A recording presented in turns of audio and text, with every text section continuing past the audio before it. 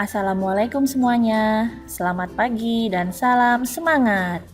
Hari ini kita masih belajar tema 2 dengan tema selalu berhemat energi. Hari ini kita akan belajar dengan muatan IPS, jadi perhatikan baik-baik videonya ya. Sekarang kita masuk ke dalam sesi pertama. Siapkan buku paket dan LKS kalian ya. Apakah kalian pernah melihat matahari, air, tanah, udara, minyak bumi, batu bara, dan gas panas bumi? Kalau kalian lihat, semua itu adalah ciptaan Allah Subhanahu wa Ta'ala yang berada di alam yang mempunyai sumber energi. Jadi, apa ya sumber energi itu? Jadi, sumber energi adalah segala sesuatu yang tersedia di alam yang dapat dimanfaatkan oleh manusia untuk memudahkan kehidupannya. Jadi, sumber energi yang digunakan oleh manusia berasal dari sumber daya alam. Nah, sekarang kita bahas tentang sumber daya alam.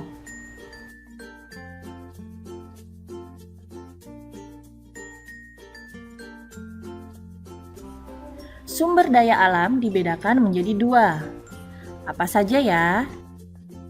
Yang pertama adalah sumber daya alam yang dapat diperbaharui. Dan yang kedua adalah sumber daya alam yang tidak dapat diperbaharui. Nah, kedua sumber daya alam ini akan kita bahas pada slide selanjutnya. Sekarang kita lanjut ke manfaat sumber daya alam. Apa saja ya manfaat sumber daya alam itu? Yang pertama adalah sebagai bahan baku dan bahan pembantu industri. Yang kedua adalah sebagai sumber energi. Yang ketiga sebagai sumber daya pertanian. Yang keempat, sebagai sumber daya alam lingkungan. Sekarang kita bahas satu persatu tentang jenis-jenis sumber daya alam. Yang pertama adalah sumber daya alam yang dapat diperbaharui. Apa ya sumber daya alam yang dapat diperbaharui itu? Dan apa saja yang termasuk sumber daya alam yang dapat diperbaharui? Sumber daya alam yang dapat diperbaharui adalah sumber daya alam yang dapat dihasilkan kembali setelah digunakan. Contohnya, hasil pertanian, hasil perkebunan, hasil peternakan, dan hasil perikanan. Sumber daya alam dapat diperbaharui sendiri dapat dibagi menjadi 2 macam.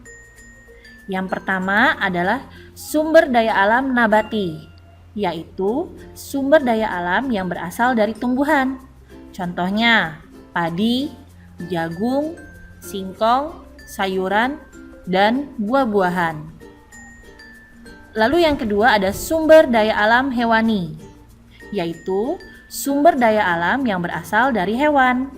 Contohnya, sapi, kambing, ayam, dan itik. Sumber daya alam hewani yang dimanfaatkan oleh manusia adalah daging, susu, telur, dan kulitnya. Sekarang kita masuk ke sumber daya alam yang tidak dapat diperbarui. Apa ya yang dimaksud dengan sumber daya alam yang tidak dapat diperbarui? Dan apa saja yang termasuk sumber daya alam yang tidak dapat diperbarui? Sumber daya alam yang tidak dapat diperbarui adalah sumber daya alam yang tidak dapat dihasilkan kembali setelah digunakan. Walaupun dapat dihasilkan kembali, itu butuh waktu yang sangat lama. Contohnya, minyak bumi, gas alam, dan barang tambang lainnya. Sumber daya alam yang tidak dapat diperbarui sendiri dapat dibagi menjadi 3. Yang pertama adalah sumber daya energi, yaitu sumber daya alam yang digunakan untuk memenuhi kebutuhan energi atau tenaga. Contohnya, minyak bumi yang dapat diolah menjadi minyak tanah, solar, pelumas, ter, bensin, bensol, dan aspal. Lalu ada gas alam yang dapat diolah menjadi bahan membuat pupuk dan bahan bakar kompor gas.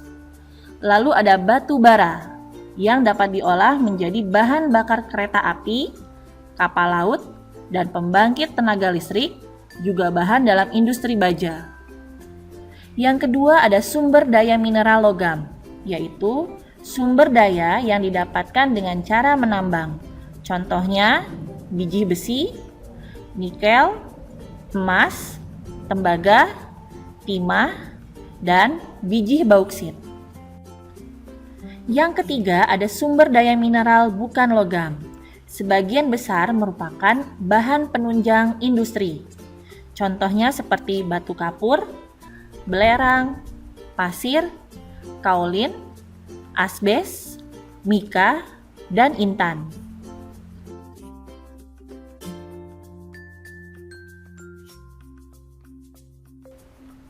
Sekarang kita masuk ke karakteristik ruang dan pemanfaatan sumber daya alam masyarakat sekitar.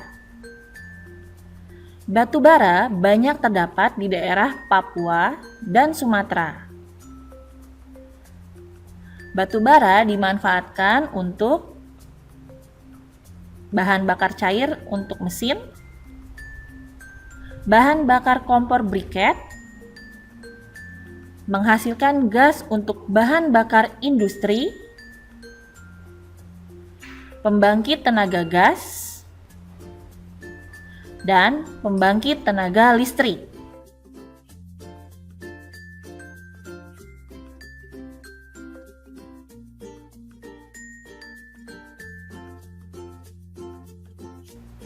Hasil pertanian banyak terdapat di daerah dataran rendah.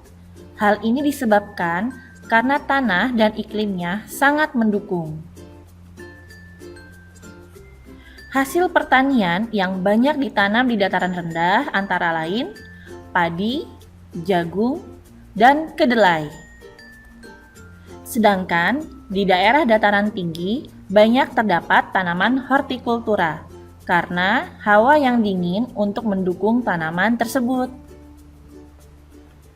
Hasil pertanian yang banyak ditanam di dataran tinggi adalah sayur-sayuran, buah-buahan, dan tanaman hias. Kekayaan alam laut sangat melimpah.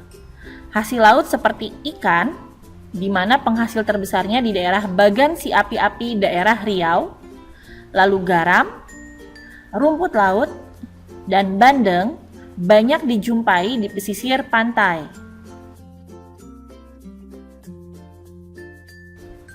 Nah, selesai sudah ya penjelasan pada video kali ini. Tugas untuk sesi pertama adalah kalian mengerjakan latihan di LKS bagian penilaian harian subtema 1 muatan IPS pada halaman 34 bagian A dan B-nya saja. Kalian kerjakan di buku tulis dengan jawabannya saja ya. Nah, nanti supaya tugasnya tidak bertumpuk, jawaban yang sudah kalian kerjakan bisa kalian fotokan dan kirim melalui WA ke guru masing-masing ya. Untuk sesi kedua kita mulai 20-30 menit lagi ya. Jadi kalian punya waktu untuk mengerjakan tugas sesi pertama.